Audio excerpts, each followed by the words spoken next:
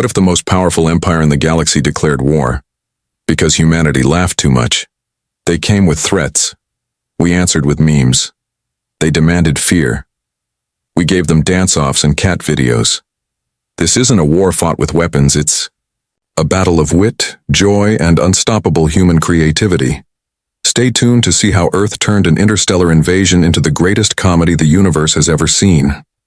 And how laughter, not lasers, saved the world. If you are new here, then please subscribe this channel and show thumbs up by liking the video. Now let's move to this wonderful story.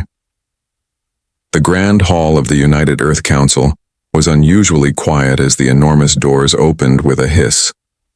All eyes turned toward the tall, glittering figure who entered with the grace of someone who believed the world, or rather the galaxy, was watching. Ambassador Zulfar of the Norcal Dominion stepped forward, his long cloak embroidered with gold symbols dragging slightly across the polished floor. His pale, shimmering skin glowed under the artificial lights, and his eyes blinked sideways like shutters. He looked proud, serious, and perhaps a little too convinced of his own importance. The room remained silent, not out of respect, but confusion. Zulfar stood behind the speaker's podium, flanked by two guards in stiff ceremonial armor. With a press of a button, his translator device crackled to life. The words that followed echoed through the chamber in calm, precise English. "People of Earth," he began, his voice robotic through the translator. "I come with a message from the supreme and everlasting glory of the Norcal Dominion. After long observation, we have judged your species and found it unfit for inclusion in the Galactic Assembly." There was a murmur in the room. Some delegates shifted uncomfortably in their seats. Others stared, trying to figure out if this was some kind of joke. But Zulfar continued, completely serious. "You have mocked every attempt at diplomacy. You ridicule protocol. You respond to formal messages with jokes, strange videos, and what you call memes. Therefore, in the name of universal order and dignity, we formally declare interstellar war." There was silence. A long one. Then from the second row, someone coughed. It sounded suspiciously like a laugh. The Secretary General, Noah Lynn, a former stand-up comedian from Canada, leaned forward, trying not to smirk. "So," Noah said slowly, "let me get this straight. You're starting a war because we didn't take you seriously enough?" Zulfar's head tilted slightly. "Yes. Your casual attitude has insulted the great traditions of our people. Your species named its first interstellar shuttle Buzz Light Cruiser. Your cultural files include something called banana with sunglasses, in response to our diplomatic gift of starlight crystals. And your most popular message to us, which was sent over 2,000 times, was simply the phrase, 'No you.'" Several delegates began chuckling. One of them tried to hide her laughter behind a folder. Another, clearly failing to contain himself, buried his face in his hands. Zulfar's eyes flashed, annoyed. "Your time is up. The Dominion's fleet is already approaching. You have 24 Earth hours to surrender." Before anyone could answer, Frida Solis, a scientist from Chile, raised her hand politely. "Ambassador, with respect, do you realize that everything you're angry about is kind of proving our point?" Zulfar looked confused. "What do you mean?" She smiled gently. "You're dressed like a parade float and threatening to blow up a planet because we sent you funny videos. That's not exactly a sign of emotional balance." The room broke out into laughter again. Even the translator's mechanical tone couldn't erase the absurdity of the situation. One delegate whispered, "He looks like a shiny lampshade with attitude," and had to excuse himself to keep from laughing out loud. At this point, Zulfar's usual glow dimmed just slightly. "This is exactly the behavior we find unacceptable," he snapped. "You cannot laugh at everything." Noah Lynn stood up, wiping tears of amusement from his eyes. "Ambassador, you're trying to intimidate a species that made an entire TV show about a talking sponge who lives under the sea. You're not the first to misunderstand us, and you probably won't be the last. But if you think laughter means weakness, you might be in for a surprise." Zulfar gave a short, angry hiss and turned on his heel. "So be it. You have 24 hours. Choose wisely. As he stormed out of the chamber, one of the younger delegates called after him, "Don't forget to leave a Yelp review." And, just like that, the room erupted into full-blown laughter. The doors shut behind the ambassador, and for a moment, silence returned. Then Noah banged the ceremonial gavel, still smiling. "Right. Emergency council meeting in 1 hour. We need an official response. And maybe a cat video or two." As delegates began to file out, still giggling, a strange feeling spread through the hall. It wasn't fear, it wasn't anger. It was something else, something very human. A mix of disbelief, humor, and the growing certainty that somehow this was going to be one of the weirdest chapters in Earth's history. Outside the Earth Council headquarters, the news spread fast. Headlines around the world read, "Alien Empire declares war because of memes." Social media exploded. Your meme war and NorCal No Chill began trending within minutes. Teenagers created remix videos of the ambassador's speech with dancing filters. Comedians turned it into stand-up material. And artists posted cartoon versions of Zulfar in ridiculous poses. But beneath the laughter was a quiet determination. Earth wasn't going to panic. No one really believed the aliens would invade, but even if they did, humans had faced worse with humor. After all, this was the same species that had turned every major crisis into a meme and still kept going. The timer had started. 24 hours, and Earth was already planning its comeback. Not with fear, but with fun.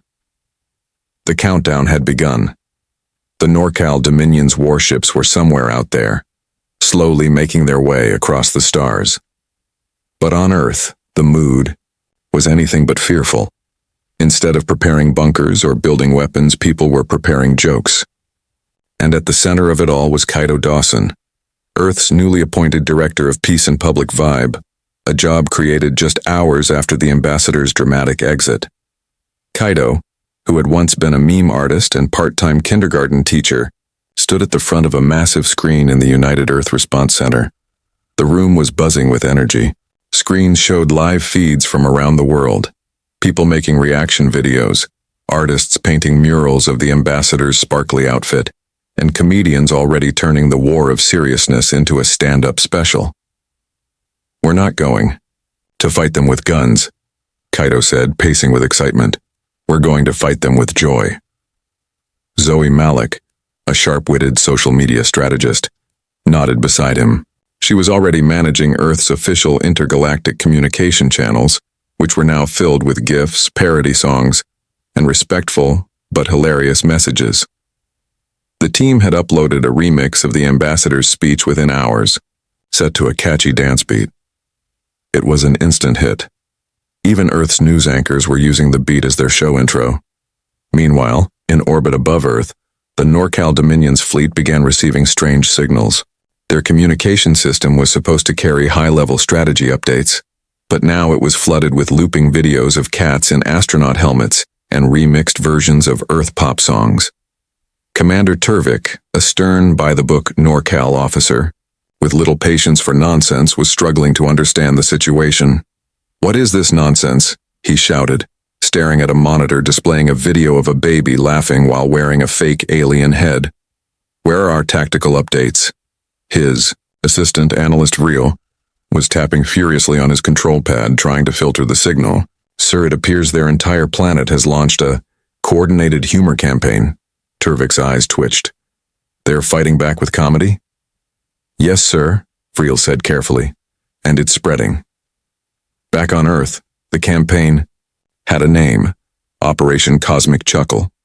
It was created by a group of online creators who gathered under one simple goal: respond to every act of aggression with something clever, funny, and lighthearted. A flash mob appeared outside the United Earth Council building, dressed in costumes that looked suspiciously like Zulfar's shiny robes, dancing in perfect sync to the Ambassador remix. Videos of the performance went viral within hours. Even Earth schools joined in. Children submitted drawings of Space Peace with smiling aliens holding hands with humans, their eyes big and full of glitter. Elderly residents of a retirement home in Sweden posted a video of themselves doing the moonwalk with the caption, Come get us, Sparkle Boy.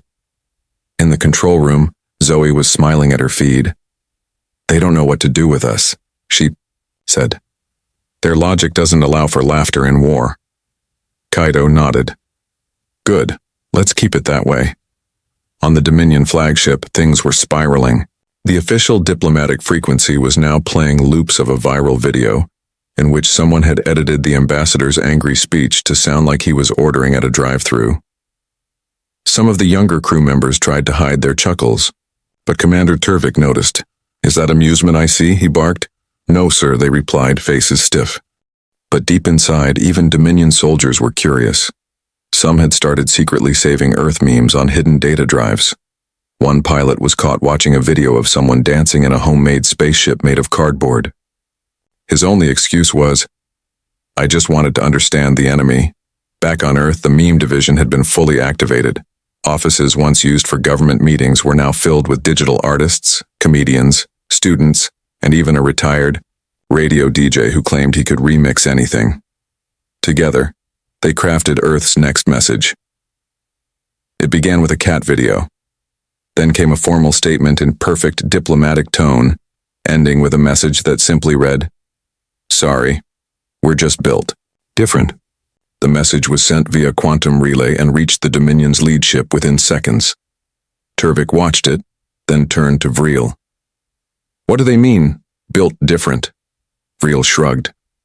I believe, sir, it implies unique strength? Turvik clenched his fists. They are mocking us. Back in the Earth Council's war room, the team was in full celebration. Operation Cosmic Chuckle was working. Fear hadn't taken over. Instead, laughter united the planet. For the first time in a long while, countries weren't arguing. People, from all walks of life, all backgrounds, were creating and sharing, dancing and drawing, laughing and learning. The news no longer spoke of panic or despair. It spoke of playlists, jokes, and hope. They wanted a war, Kaido said, watching the videos flood in. They're getting a party.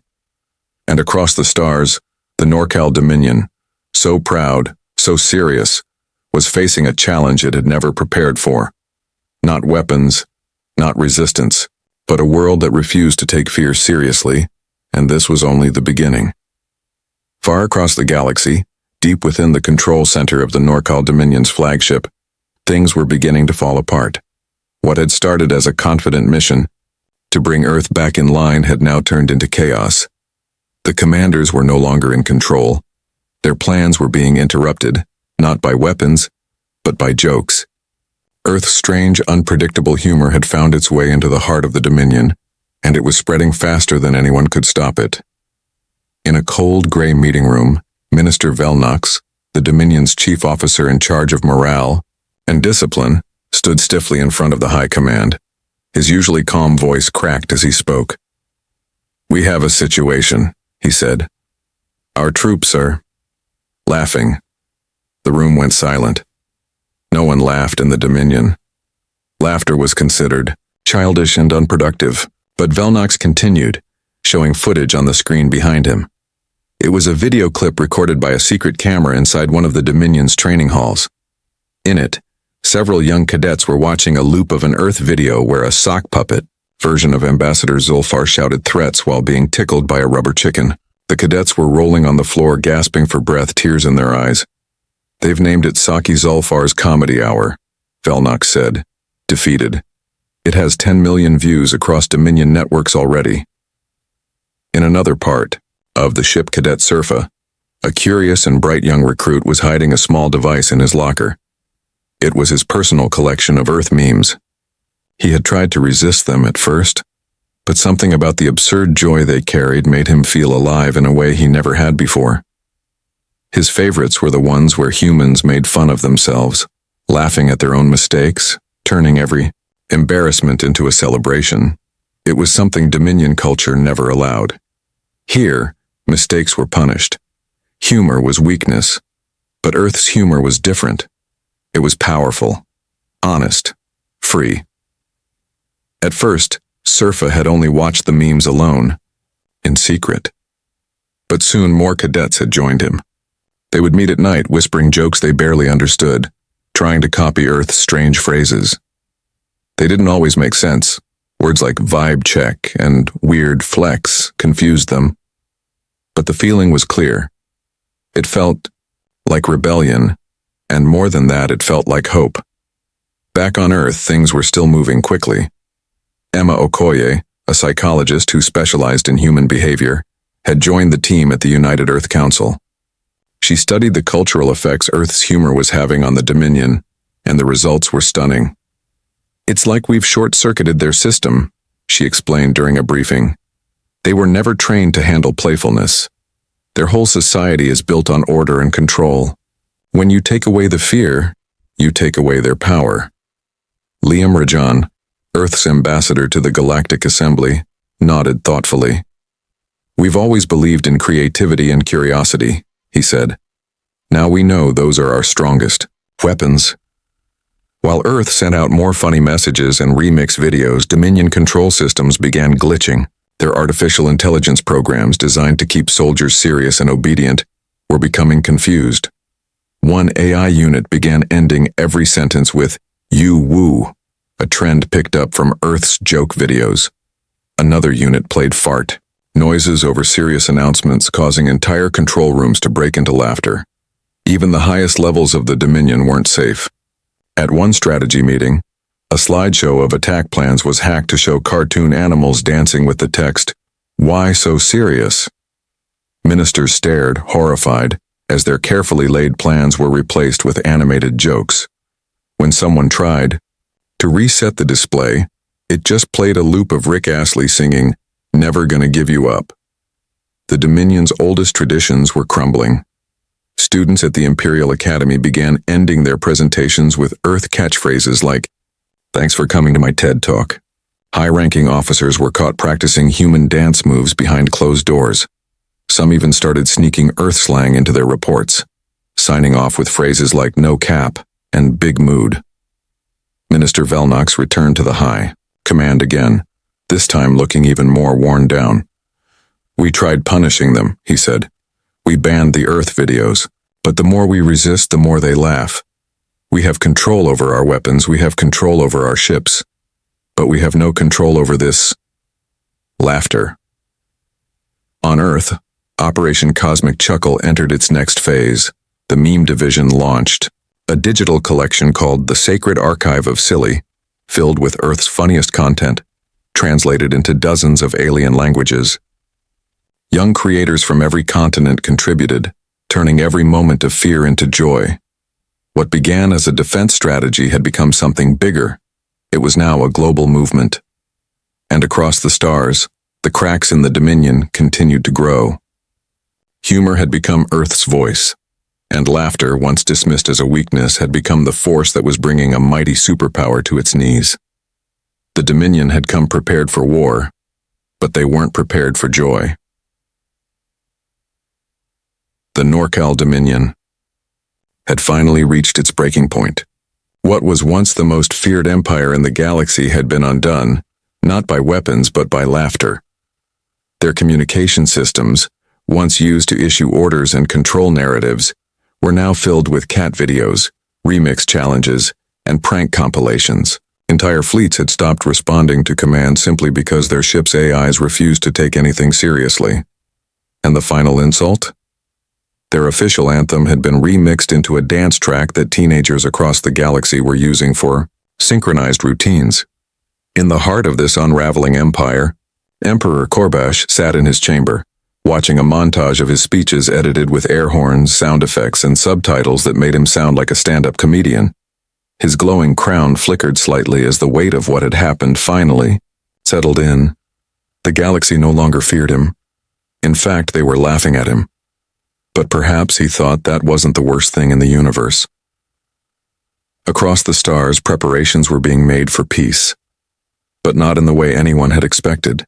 Earth had proposed a summit, and to the surprise of everyone, including themselves, the Dominion had agreed. The location? A neutral space station orbiting a small, peaceful planet. The humans named it Club Haha. When the two delegations arrived, the contrast was striking. Earth's team, led by Dana Shu, wore casual clothing printed with memes and jokes from the past few weeks. The NorCal delegation, still in ceremonial robes, had tried to maintain their usual dignity, but even they couldn't hide the strange accessories peeking from beneath their sleeves. Some wore novelty glasses, others held stress toys shaped like earth animals. A few even had hidden smiley face pins attached to their sashes. The summit began with an unexpected moment. Instead of a formal anthem, Earth played a lighthearted video montage of shared memes, showing people from both planets laughing, dancing, and connecting through humor. The room went quiet. Then slowly laughter began to ripple through both sides. Even the stiffest Dominion guards cracked a smile when a clip played, showing a puppet version of their own ambassador tripping over his oversized boots. Dana stepped up to the podium. "We believe peace isn't just about avoiding war. It's about understanding each other.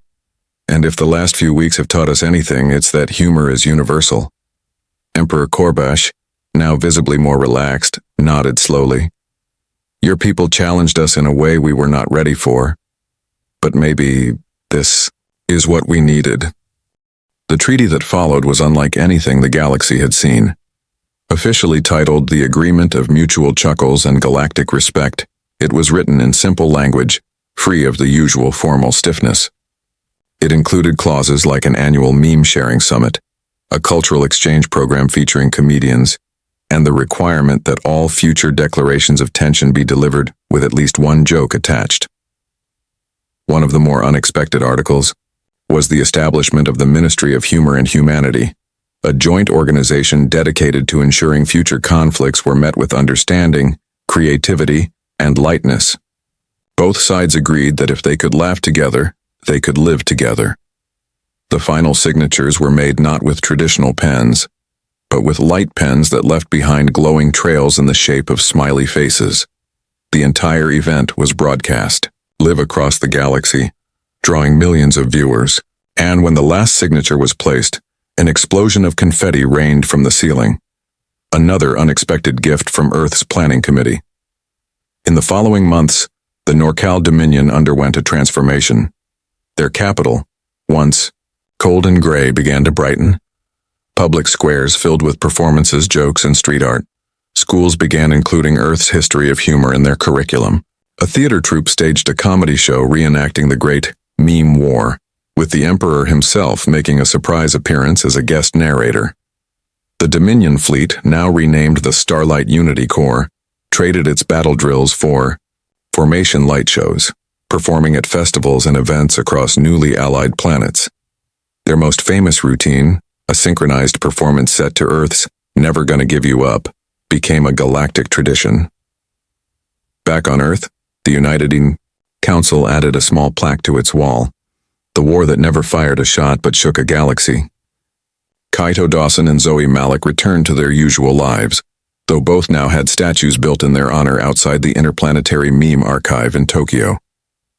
Cadet Surfa, who once hid Earth memes in his locker, became the first NorCal youth to receive a scholarship to Earth's School of Intergalactic Relations. In his graduation speech, he said simply, "Laughter opened a door we never thought to knock on." And as for Emperor Korbash, he stepped down from his title with grace and was elected the first chief ambassador of Galactic Vibes. His first address began with a joke about his old crown being heavier than his pride, and the crowd roared with laughter. The story of Earth and the Dominion became a legend told across the stars, not as a story of war but of transformation. And in every version, the same message rang true. When you stop taking yourself too seriously, you leave space for something far more powerful.